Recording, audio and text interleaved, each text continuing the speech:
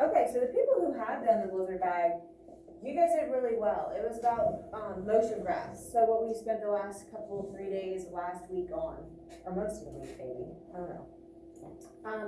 In our regular notes, we have just a couple slides that kind of reinforce the main things. Obviously, all the details and the proving and the bigger explanations were in our graphing notes, but there are a few slides. So we're going to go through this part really quickly. Obviously, velocity can be interpreted graphically if we have a position versus time graph. This is slide 20.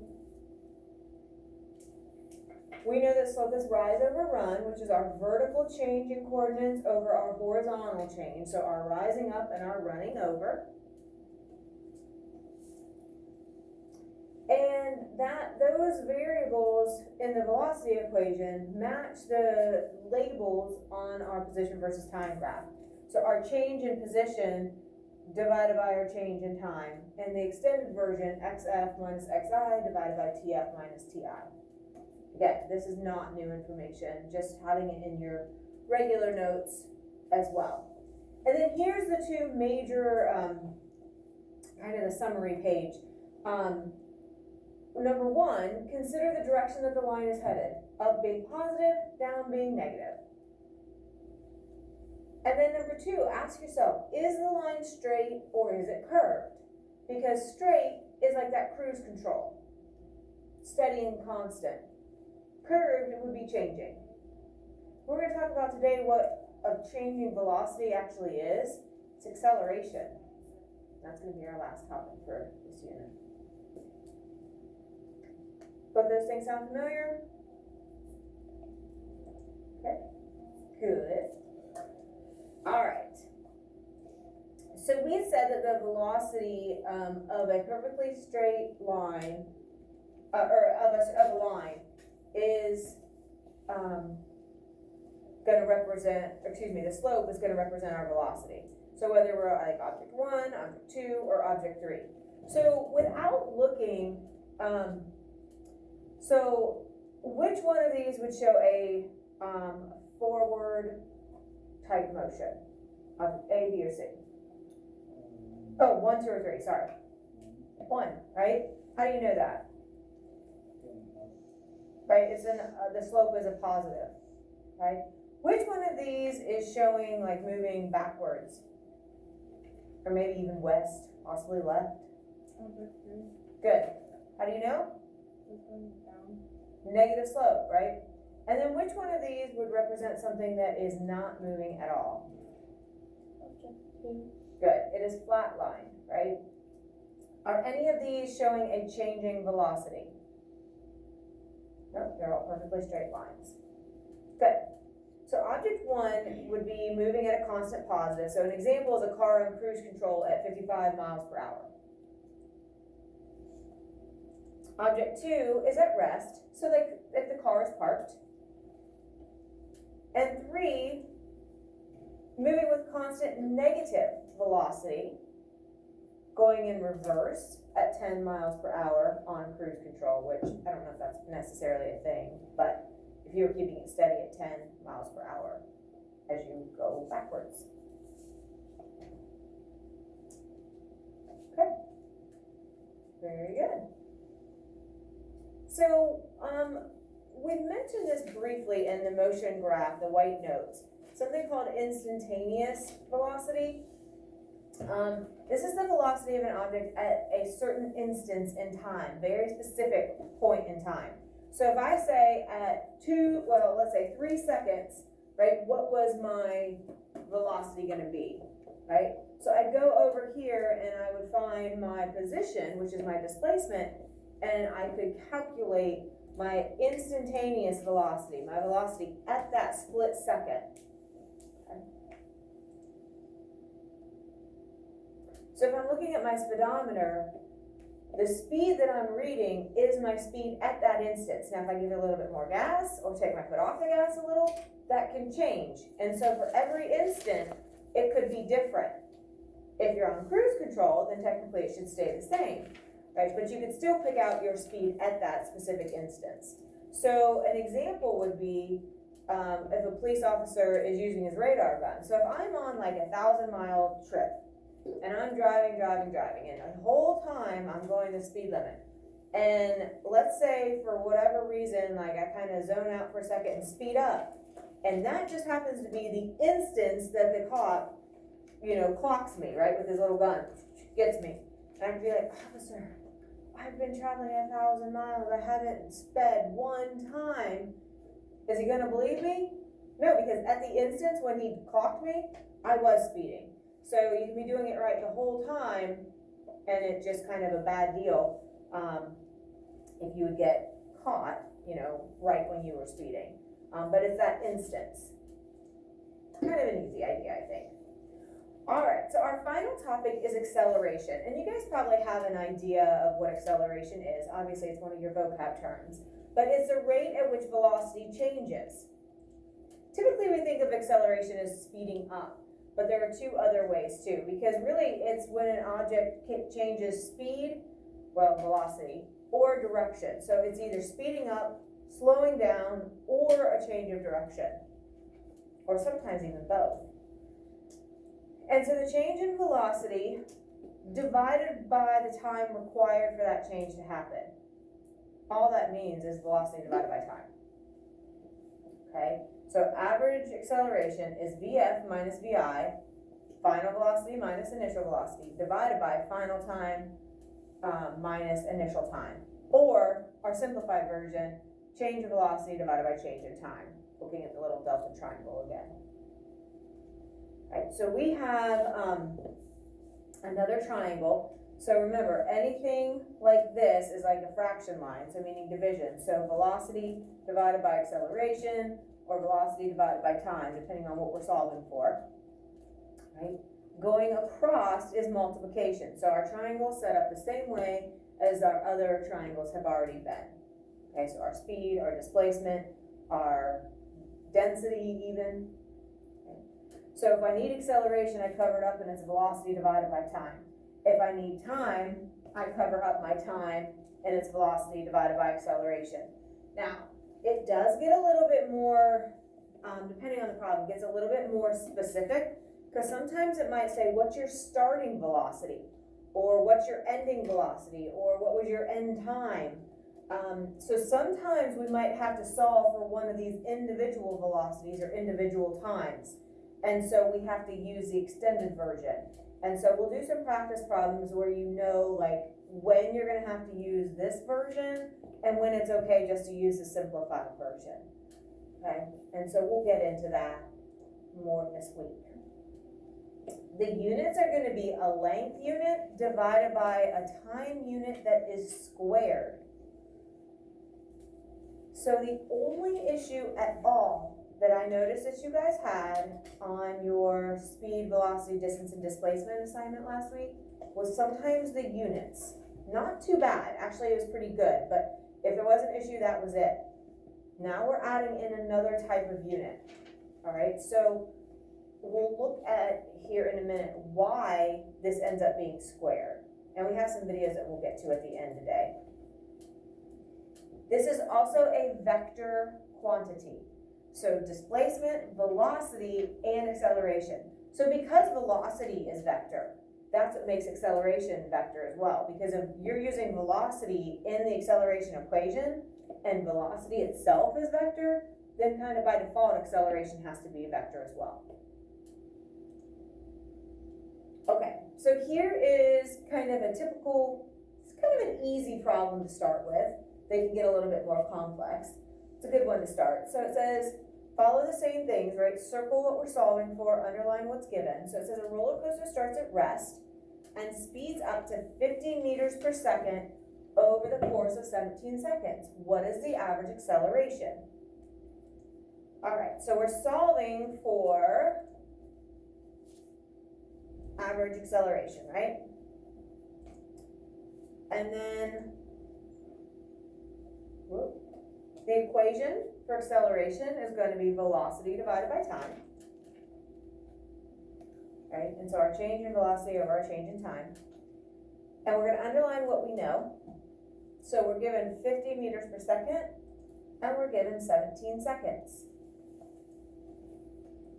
The velocity is 50, time is 17, those are our two variables, and we can just plug those right in. So we're gonna be able to take our 50 divided by 17. Same process, right? Different variables, but the same process. And so when you calculate that, you get 2.9 meters per second squared. Now here is where the units come from.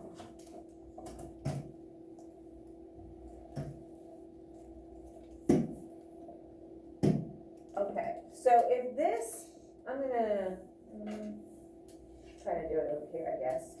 If I have 50 meters per second, and I'm dividing that by 17 seconds, you end up with a second squared, right? You have 2 seconds. Not like 2 seconds, but a second and a second. So you end up with a meter divided by a second times a second.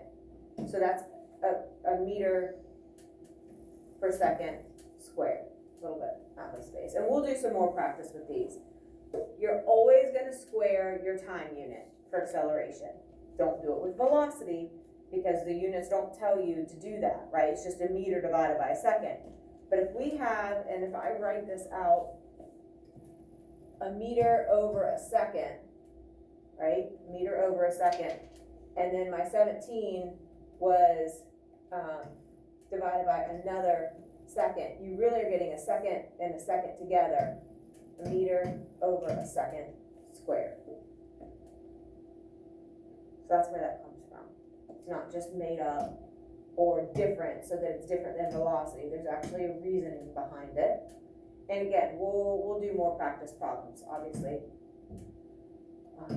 later this week. So velocity is going to be meters per second. And so those are some common, or some version of length divided by some version of time. So it could be the centimeter per hour, right? It could be the kilometer per minute. We've seen lots of examples of velocity units. Acceleration is always going to be the meter per second squared as an example, but some version of length divided by some version of time that is squared. So whenever you think acceleration, think squared.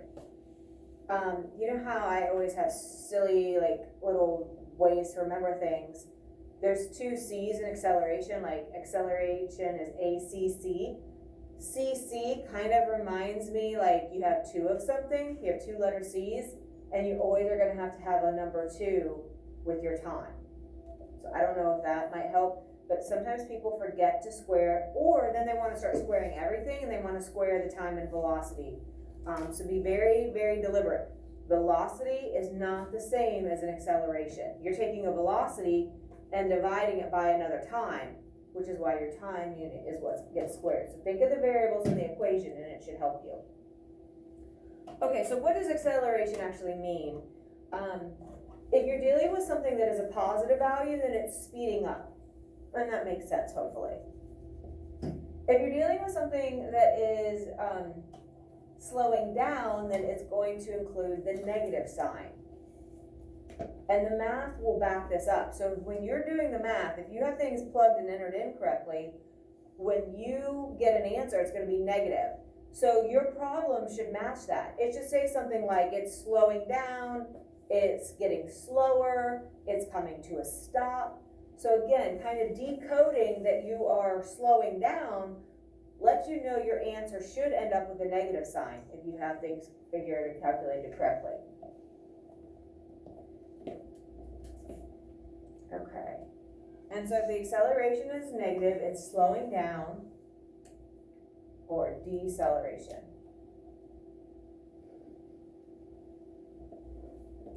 I think that's pretty basic, right? That makes sense. If you have a positive and a negative, obviously the speeding up is going to be the positive version. Okay, let's take a look. I'm going to introduce this just so that we can be done with the green packet of notes, because sometimes I forget to come back and do these last couple slides. So this is your last type of graph. If you noticed in the white packet, we still had a few more pages to do, or another page to do, and it was dealing with our second type. look at the variables. Now you're dealing with velocity as your label for your y, and still time for your x. So these are your velocity versus time graphs that you've been looking at in your vocab. Again, slope is still the same. It's still your vertical change over your horizontal change. But this time, our vertical is velocity, right? And now our x is still time though, right? It's always going to be time. Oh, that's a type. Oh, that's really a typo. This should be VF, sorry. I don't know if that's wrong on your paper. Is it wrong on your paper? Yeah. It is? Okay, I'm sorry. That should be VF.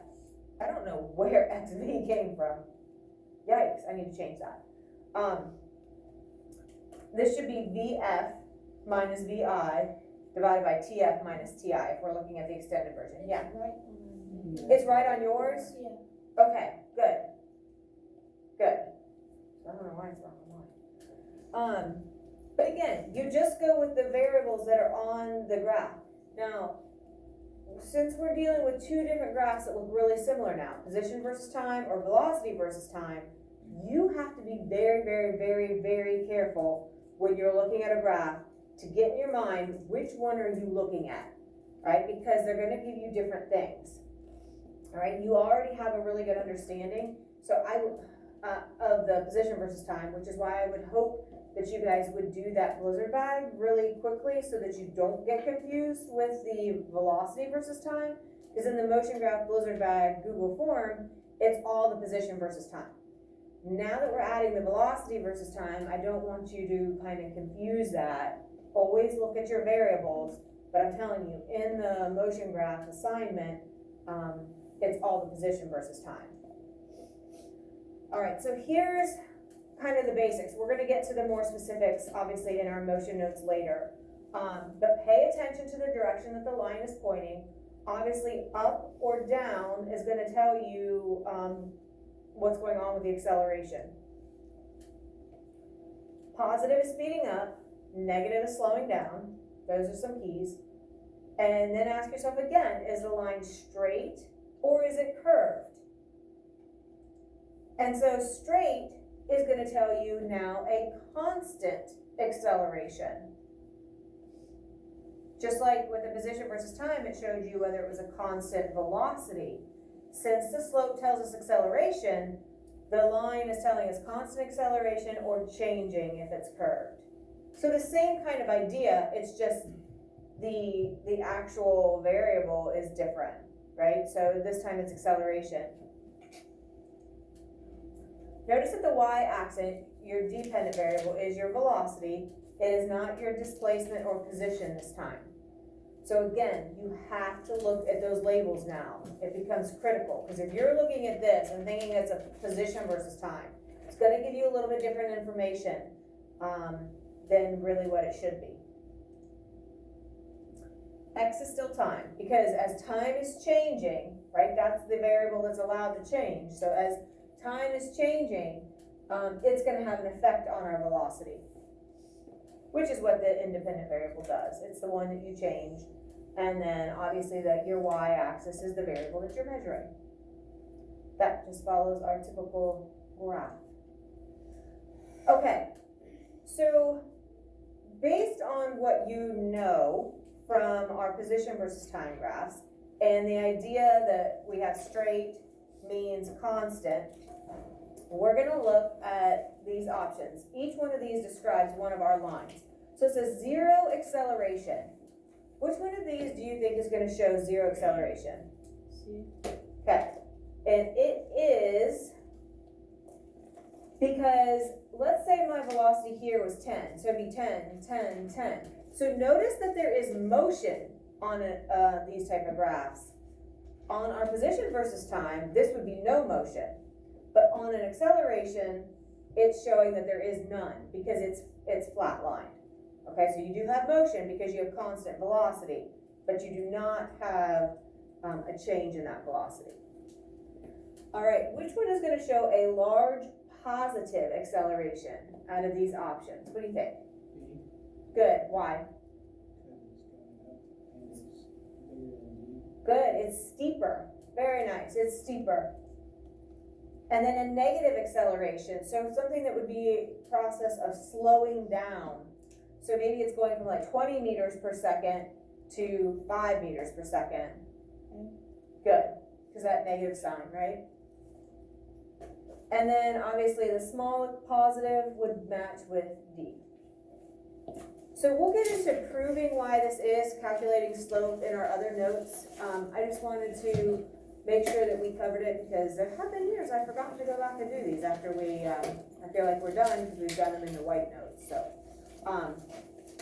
You know, you can find the very basics of the motion stuff in these notes, but we'll get to the very extreme details, in the motion packet, or the graphing packet later.